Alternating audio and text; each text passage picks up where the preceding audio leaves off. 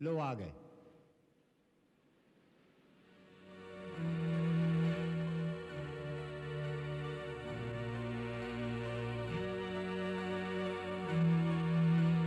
क्या कहा राजमाता ने?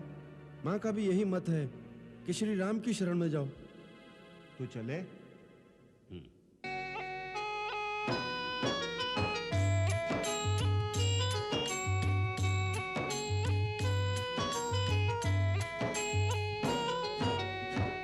चले हर्षि रघुनायक पाहि, करत मनोरथ बहु मन माहि, करत मनोरथ बहु मन माहि। जिन्ह पाइन के पादुकनि, भरत रहे मन लाए। ते पद आजु बिलोकी हम, इन्ह नैननि अब जाए, इन्ह नैननि अब जाए। एहि विधि करत सप्रेम विचारा, आयऊ सपदि सिंधु एहि पारा। कपिन विभीषण आवत देखा, जाना को रिपुदूत बिसेखा, जाना को रिपुदूत बिसेखा। वो देखो, शत्रु के कोई दूत आ रहे हैं। जाओ, जाकर महाराज सुग्रीव को इसकी सूचना दो।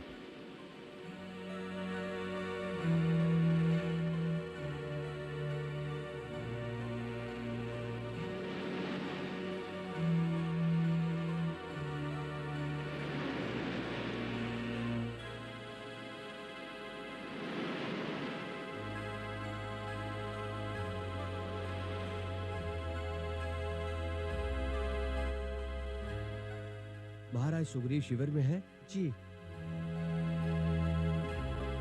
श्री राम प्रभु की आज्ञा है कि छावनी में चारों तरफ हर समय पहरा रहना चाहिए। महाराज की जय हो। कहो। महाराज, कुछ लोग आकाश मार्ग द्वारा लंका की ओर से हमारी तरफ आ रहे हैं। लंका की ओर से? जी हाँ महाराज। तो प्रभु श्री राम का कहना उचित ही है। हमें हर समय सतर्क रहना चाहिए। आओ चलें।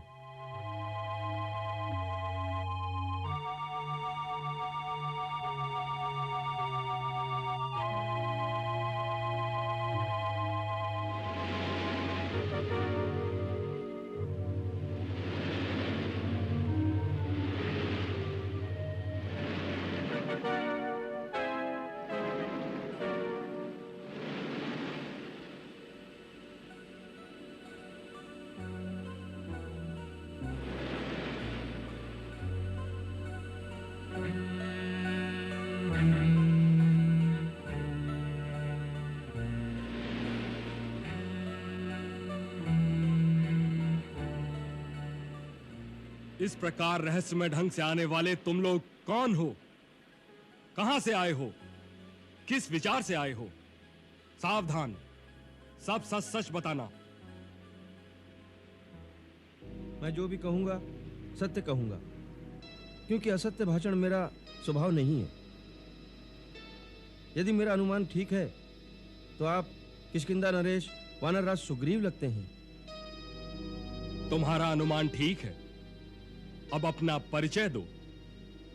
हे कपिराज, मेरा प्रणाम स्वीकार करें। मैं लंकापति महाराज रावण का छोटा भाई हूं। मेरा नाम विभीषण है। जब से वो देवी सीता को पंचवटी से हर कर लाए हैं, हमारे बीच मतभेद बढ़ता ही गया है। मेरे बार बार ये कहने पर कि देवी सीता को सम्मान सहित लौटा दीजिए, उन्होंने मुझे बहुत सी कठोर बातें कहकर मेरा अपमान भी किया। इसी से मैं अपना घर बार छोड़कर श्री राम की शरण में आया हूं। भगवान राम शरणागत वत्सल हैं। आप जाकर उन्हें निवेदन कीजिए कि विभीषण उनसे शरण मांगने आया हूं। अच्छी बात है, हम श्री राम तक आपका संदेश पहुंचा देते हैं, परंतु तब तक आप वहीं रहिए। हमारी छावनी में आने की चेष्टा मत करिए। इन पांचों का ध्यान रखो, हमारे आने तक इन्हें नीचे मत उतरने देना। जो आज्ञा महाराज।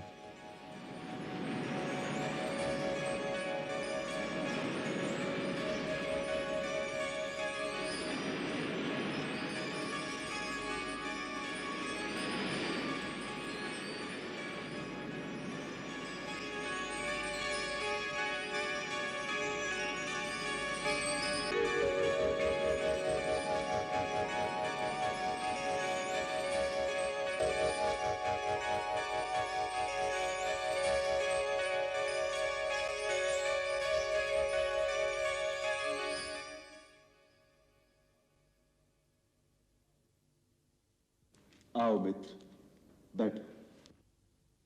रघुनाथ जी, अपने आप को लंका के राजा रावण का छोटा भाई बताने वाला एक असुर आया है। आपकी शरण में आना चाहता हूं, यह कहकर वह आपके पास आने की आज्ञा चाहता है, परंतु वह शत्रु का भाई है। इस बात को गंभीरता से सोचना चाहिए कि उसको अपने शिविर में आने की अनुमति दी जाए या नहीं।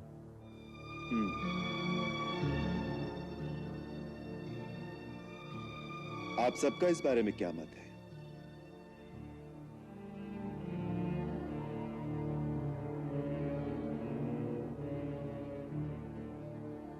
संभव है वो रावण का कोई गुप्तचर हो। भाई हो या गुप्तचर हो, है तो हमारा शत्रु ही। इन मायावी राक्षसों का क्या भरोसा। शरण की बात कहकर हमारे दल में घुसकर अंदर ही अंदर हमारा अनिष्ट करें, हमारा विश्वास जीतकर हम लोगों पर ही प्रहार करें। भगवान, हमें उसकी बातों में ना आकर उसे तुरंत बंदी बना लेना चाहिए। वानर राज, जिसके हृदय में कपट हो, वो इस प्रकार खुल्लम खुल्ला सामने नहीं आता।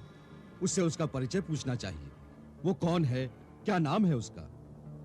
विभीषण नाम बताया है उसने अपना। विभीषण? क्या विभीषण नाम बताया उसने? क्यों, क्या शंका उत्पन्न हुई नाम सुनकर? शंका? शंका के तो बादल छट गए विभीषण नाम सुनकर। यदि वास्तव में वो विभीषण ही है तो। हनुमंत, तुम ऐसे कह रहे हो जैसे विभीषण अपना स्वजन हितैषी हो। वो हो नहीं सकता। आखिर वो रावण का भाई है, एक राक्षस है, सो मनमाना रूप धारण कर सकता है। राक्षसों में अंतर्धान होने की शक्ति भी होती है। वो अवसर पाकर हमारी बहुत हानि कर सकता है। राक्षस जाति का है, इसीलिए वो दुष्ट या दुर्जन हो, ये मान लेना अन्याय है। कोई भी प्राणी जाति से अच्छा या बुरा नहीं होता, वो तो अपने कर्मों से अच्छा और बुरा होता है।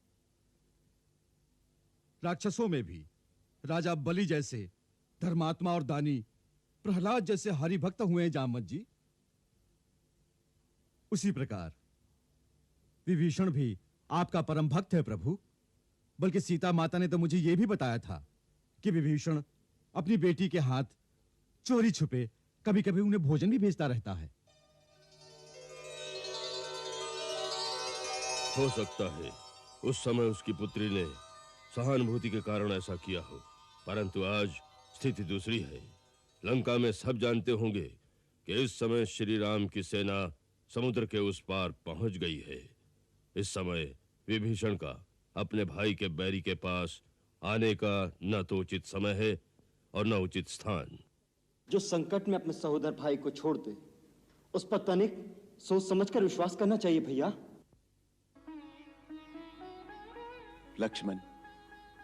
लक्ष्मण और भरत जैसे भाई इस संसार में तो क्या, तीनों लोगों में दुर्लभ है। अतः उनके मापदंड से सबको मापना उचित नहीं है। वानर राज, आप सबके विचार मैं एकाग्रचित्त होकर सुन रहा था। अब आप सब मेरे विचार भी सुने, उसके पश्चात अपना निर्णय दें।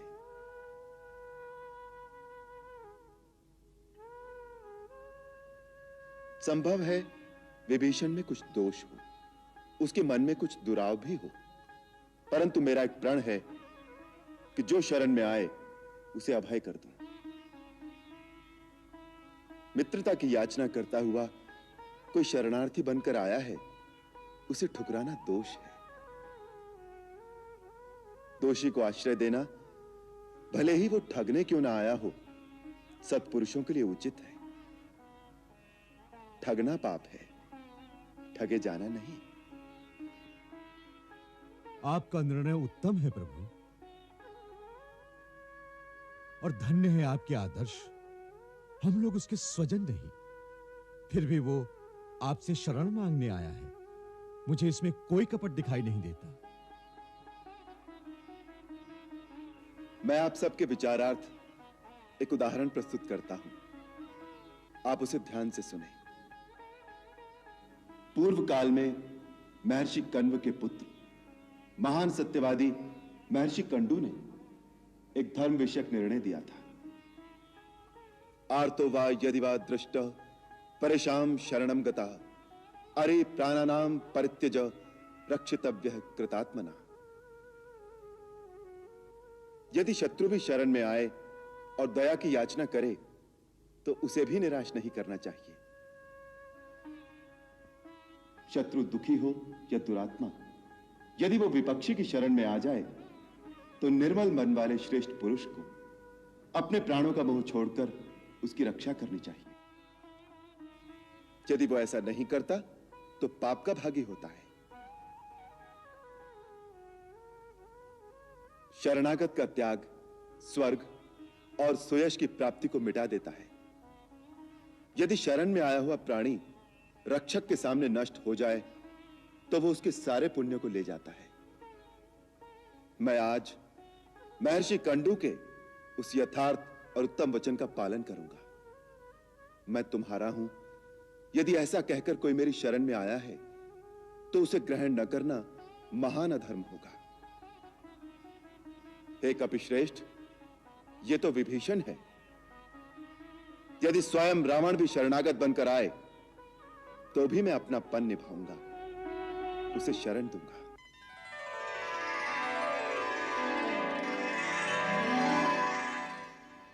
युवराज अंगद, उसे आदर के साथ हमारे पास ले आओ। जो आज्ञा प्रभु।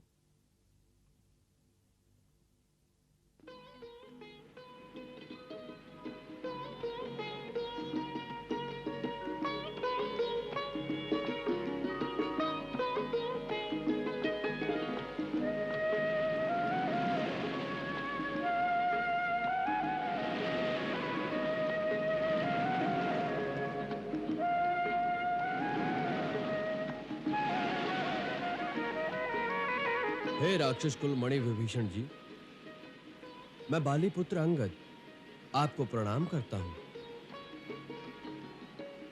मुझे श्री राम प्रभु ने आपको ये कहने को भेजा है, प्रभु ने आपकी प्रार्थना पर आपसे भेंट करना स्वीकार कर लिया है, अतः आप पधारे, आपका स्वागत है। धन्यवाद।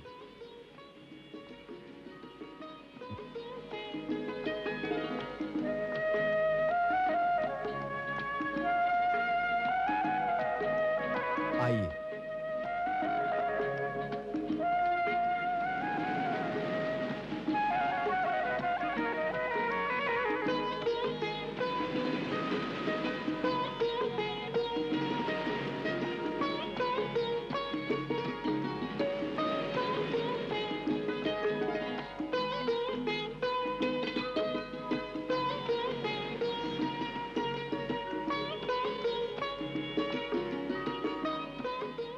जय श्री राम। जय श्री राम। पधारिए। श्री राम प्रभु आपकी प्रतीक्षा कर रहे हैं। धन्यवाद।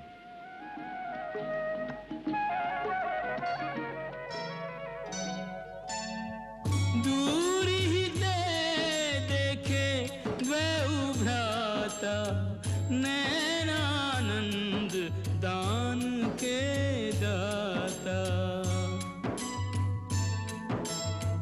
बहुरी राम छवि धाम बिलो की रहे उठटुकी एक टक पल रोकी एक टक पल रोकी।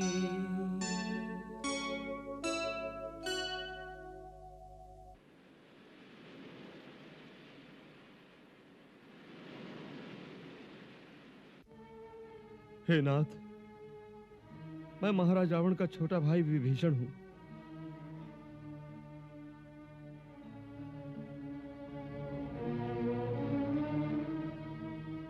हे देवताओं के रक्षक, मुझ में सारे अवगुण हैं। मेरा जन्म राक्षस कुल में हुआ है। मेरा शरीर तामसी वृत्ति का है, जिसके कारण स्वभाव से ही मुझे पापों से लगाव रहा है। ये सब होते हुए मैं आपके दर्शनों का भी पात्र नहीं हूं।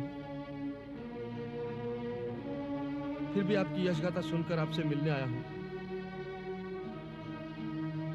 प्रभु, आप शरणागत भयहारी हैं। जिसे आपकी शरण मिल जाए उसे जन्म और मृत्यु के भय से मुक्ति मिल जाती है। प्रभु,